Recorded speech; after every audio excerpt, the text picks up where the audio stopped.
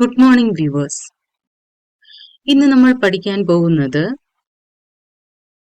8ാം class ഹിസ്റ്ററിയുടെ chapter 7ആയ സമ്പദ് ശാസ്ത്ര ചിന്തകൾ എന്ന് പറയുന്ന ചാപ്റ്റർ ആണ്. ഇതിന്റെ മുൻഭാഗം, അതായത് പാർട്ട് 1 ഞാൻ എടുത്തിട്ടുണ്ടായിരുന്നു. പാർട്ട് 2 ആണ് ഇന്ന് ഞാൻ എടുക്കാൻ പോകുന്നത്. അപ്പോ എന്താണ് സാമ്പത്തിക ശാസ്ത്രം എന്ന് നമ്മൾ കഴിഞ്ഞ ക്ലാസ്സിൽ പഠിച്ചിട്ടുണ്ടായിരുന്നു അല്ലേ? അപ്പൊ എന്താണ് സാമ്പത്തിക ശാസ്ത്രം? സാമ്പത്തിക ശാസ്ത്രം എന്ന് പറയുന്നത് സമ്പത്തിന്റെ വിതരണം, ഉൽപാദനം, ഉപഭോഗം ഇതെല്ലാം ചേരുന്നതാണ് സാമ്പത്തിക ശാസ്ത്രം എന്നാണ് നമ്മൾ പഠിച്ചത്. അപ്പോ ഇതില് ഗാന്ധിജിയുടെ അഭിപ്രായം എന്താണ്?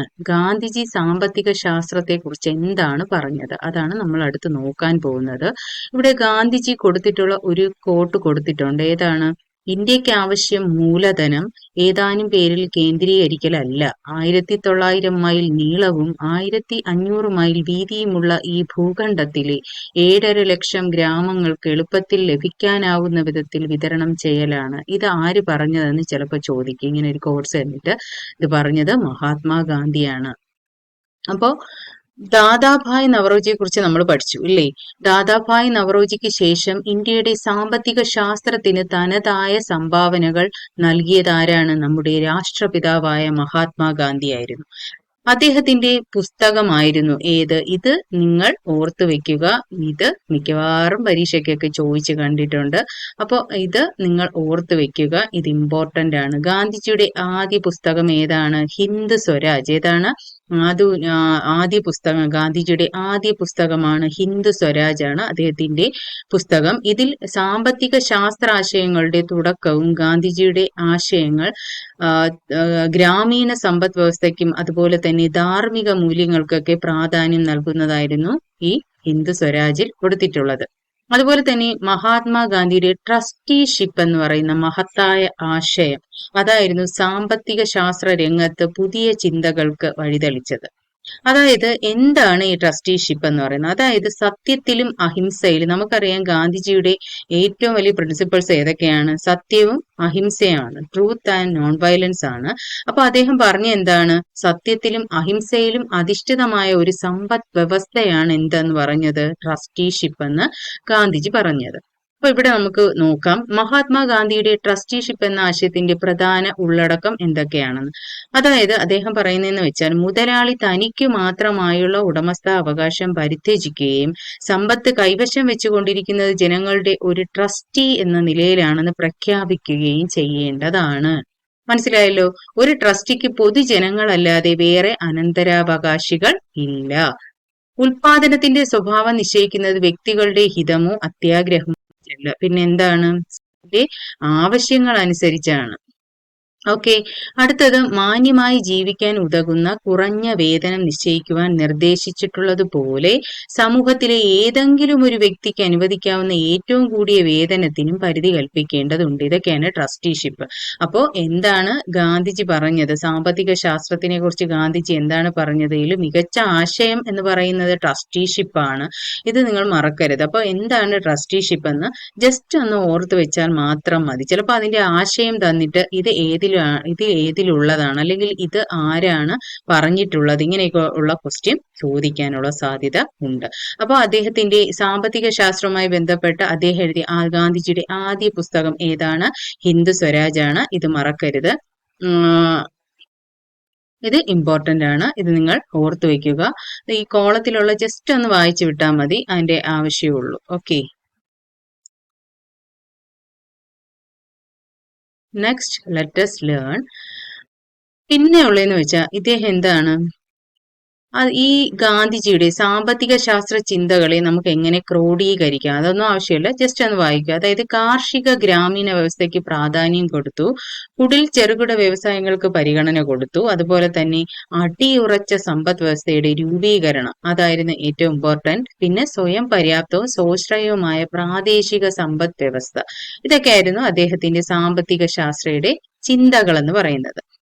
അടുത്തത് ഗാന്ധിജിയുടെ ഈ സാമ്പത്തിക ആശയങ്ങളാൽ സ്വാധീനിക്കപ്പെട്ട ഒരുപാട് പ്രമുഖ സാമ്പത്തിക ശാസ്ത്രജ്ഞന്മാർ അക്കാലത്തുണ്ടായിരുന്നു. ആരൊക്കെയാണെന്ന് നമുക്ക് നോക്കാം.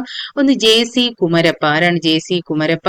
ശ്രീമൻ നാരായൺ ധരംപാൽ തുടങ്ങിയവരാണ് ഈ സാമ്പത്തിക ശാസ്ത്ര ആശയങ്ങൾ, അതായത് ഗാന്ധിജിയുടെ സാമ്പത്തിക ആശയങ്ങളാൽ സ്വാധീനിക്കപ്പെട്ട പ്രമുഖ സാമ്പത്തിക ശാസ്ത്രജ്ഞന്മാരാണ്.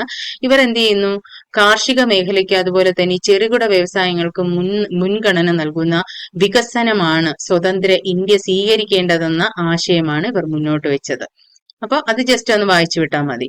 അതായത് ആധുനിക ലോകത്ത് ഗാന്ധിജിയുടെ സാമ്പത്തിക ശാസ്ത്ര ചിന്തകളെ കുറിച്ചാണ് നമ്മൾ ഇതുവരെ ഡിസ്കസ് ചെയ്തത്. Okay, now let us see. 1998 Nobel സമ്മാനം ലഭിച്ച ഇന്ത്യൻ സാമ്പത്തിക ശാസ്ത്രജ്ഞനായിരുന്നു അമർത്യ സെൻ. ഈ ക്വസ്റ്റ്യൻ മിക്കവാറും PSC ടെസ്റ്റിനൊക്കെ ചിലപ്പോൾ ചോദിക്കാറുണ്ട്. അപ്പോൾ ഇത് നിങ്ങൾ ഓർത്ത് വെക്കുക. അതായത് 1998 നോബൽ സമ്മാനം ലഭിച്ച ഇന്ത്യൻ സാമ്പത്തിക ശാസ്ത്രജ്ഞൻ ആരായിരുന്നു എന്നുള്ള ക്വസ്റ്റ്യൻ ചോദിച്ചാൽ ആരാണ്? നമ്മുടെ അമർത്യ സെൻ ആണ്. ആരാണ്? അമർത്യ സെൻ. 1998 നോബൽ സമ്മാനം ഇദ്ദേഹത്തിന് ലഭിച്ചത്. അപ്പോ ഇദ്ദേഹം എന്താണ്? മനുഷ്യക്ഷേമം, സാമ്പത്തിക അസമത്വം, വികസനം എന്നീ വിഷയങ്ങളെ കുറിച്ച് അദ്ദേഹം രചിച്ച ഗ്രന്ഥങ്ങൾ ലോക സാമ്പത്തിക ശാസ്ത്ര ചിന്തകൾക്ക് മുതൽക്കൂട്ടായി. ഇത് ഇദ്ദേഹത്തിന്റെ പ്രശസ്തമായ ഗ്രന്ഥങ്ങളാണ്. ഇതൊക്കെ മനുഷ്യക്ഷേമം, സാമ്പത്തിക അസമത്വം, വികസനം. ചിലപ്പോ ഈ ഗ്രന്ഥങ്ങളുടെ പേര് തന്നിട്ട് ഇത് ആരാണ് ഇതിന്റെ റൈറ്റർ എന്ന് ചോദിച്ചാൽ അതുകൊണ്ട് ഇത് ഒന്ന് നോട്ട് ചെയ്ത് വെക്കുക. ഓക്കെ, അതുപോലെ തന്നെ ഇദ്ദേഹം പറയുന്നത് എന്താണ്? ദാരിദ്ര്യരേഖ നിർണയിക്കുന്നതിലെ അപാകത അമർത്യ സെൻ ചൂണ്ടിക്കാട്ടി. അതായത് ദാരിദ്ര്യം, അസമത്വം, ക്ഷാമം തുടങ്ങിയവയ്ക്കാണ്. അപ്പൊ ഇദ്ദേഹം അമർത്യ സെന്നിന്റെ സാമ്പത്തിക ശാസ്ത്രത്തിൽ ഏറ്റവും കൂടുതൽ പ്രാധാന്യം കൊടുത്തത് എന്തിനാണെന്ന് ചോദിച്ചാൽ എന്തിനാണ്? ദാരിദ്ര്യം, അസമത്വം, ക്ഷാമം എന്നിവയ്ക്കാണ് അമർത്യ സെൻ കൂടുതൽ പ്രാധാന്യം കൊടുത്തത്.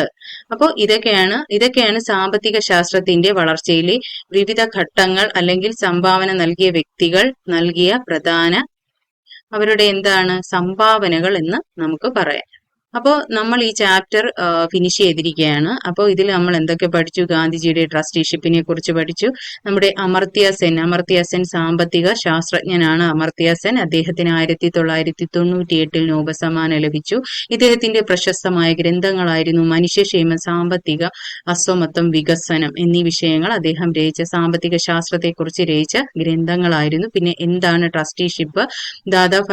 ദാദാഭായ് നവറോജിക്ക് ശേഷമാണ് നമ്മുടെ ഗാന്ധിജി സാമ്പത്തിക ശാസ്ത്രത്തെ കുറിച്ച് തനതായ സംഭാവനകൾ നൽകിയത്. ഗാന്ധിജി നമുക്ക് നൽകിയ ബുക്കിന്റെ പേര്, അതായത് ഗ്രന്ഥത്തിന്റെ പേരെന്താണ്? ഹിന്ദു സ്വരാജ് എന്ന് പറയുന്ന പുസ്തകത്തിലാണ് അദ്ദേഹം സാമ്പത്തിക ശാസ്ത്രത്തെ കുറിച്ച്, സമ്പദ് വ്യവസ്ഥയെക്കുറിച്ചും അതിന്റെ വികസന മൂല്യങ്ങളെക്കുറിച്ചും ധാർമ്മിക മൂല്യങ്ങളെക്കുറിച്ചൊക്കെ കൊടുത്തിട്ടുള്ളത്. അദ്ദേഹം മുന്നോട്ട് വെച്ച ആശയമാണ് സാമ്പത്തിക ശാസ്ത്രത്തിലേത്? ട്രസ്റ്റിഷിപ്പ് എന്ന് പറയുന്ന ആശയം. അപ്പോൾ ഇതൊക്കെയാണ് ഈ ചാപ്റ്ററിലുള്ളത്. പിന്നെ നമ്മൾ ഒരുപാട് പേരുടെ സംഭാവനകൾ ഇതിൽ പറഞ്ഞു. നമ്മുടെ ദാദാഭായ് നവറോജിയുടെ സംഭാവന പറഞ്ഞു. ചോർച്ച സിദ്ധാന്തമാണ് അദ്ദേഹം ചൂണ്ടിക്കാട്ടിയെന്ന് പറഞ്ഞു. പിന്നെ ചാണക്യനെ കുറിച്ച് പറഞ്ഞു. ചന്ദ്രഗുപ്ത മൗര്യന്റെ മുഖ്യ ഉപദേഷ്ടാവായിരുന്നു ആര്? ഇതൊക്കെ ഇമ്പോർട്ടന്റ് ആണ്. ഈ ചാപ്റ്റർ വളരെ ഇമ്പോർട്ടന്റ് ആണ്. നല്ലപോലെ നിങ്ങൾ പഠിച്ചു വെക്കുക. ഓക്കെ, ചാണക്യന്റെ ആയിരുന്നു ഏത് ഗ്രന്ഥമായിരുന്നു? അർത്ഥശാസ്ത്രം എന്ന് പറയുന്നത് ചാണക്യന്റെ ഗ്രന്ഥമായിരുന്നു. അതുപോലെ തന്നെ വേറെ ഇത് കൂടാതെ തന്നെ ആഡം സ്മിത്ത്, ആൽഫ്രഡ് മാർഷൽ പഠിച്ചു. പോൾ എ സാമുവൽസണിനെ കുറിച്ച് പഠിച്ചു. അവരുടെയൊക്കെ സംഭാവനകളെ കുറിച്ച് പഠിച്ചു. പിന്നെ നമ്മുടെ കാൾ മാർക്സിനെ കുറിച്ച് പഠിച്ചു. അദ്ദേഹം കൊണ്ടുവന്നതായിരുന്നു സർപ്ലസ് വാല്യൂ എന്ന് പറയുന്ന ആശയം കൊണ്ടുവന്നത് ആരാണ്? നമ്മുടെ കാറൽ മാർക്സ് ആണെന്ന് ഓർത്തു വെക്കുക.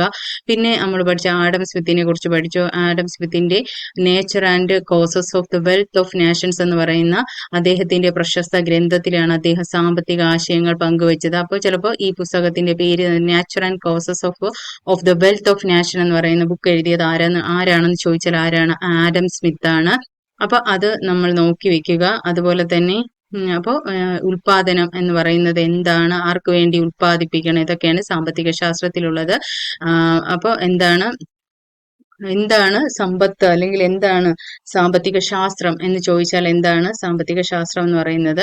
അതായത് നമ്മുടെ എക്കണോമിക്സ് എന്ന് പറയുന്നത് എന്താണ്? സാമ്പത്തികം എന്ന് പറയുന്നത് അതിന്റെ മെയിൻ ആയിട്ടുള്ള അടിസ്ഥാന ആശയം എന്ന് പറയുന്നത് ഉൽപാദനം, വിതരണം, ഉപഭോഗം. ഇതായിരിക്കണം സാമ്പത്തിക ശാസ്ത്രത്തിന്റെ തത്വം എന്നാണ് ഇതിൽ പറയുന്നത്. അപ്പോൾ സാമ്പത്തിക ശാസ്ത്രത്തെ എന്താണ്, അതിന്റെ സംഭാവനകൾ, ആരൊക്കെയാണ് സംഭാവനകൾ നൽകിയത്, അവരെ കുറിച്ചൊക്കെയാണ് നമ്മൾ ഈ ചാപ്റ്ററിൽ ഡിസ്കസ് ചെയ്തത്. അപ്പോൾ I hope you all understand. Okay.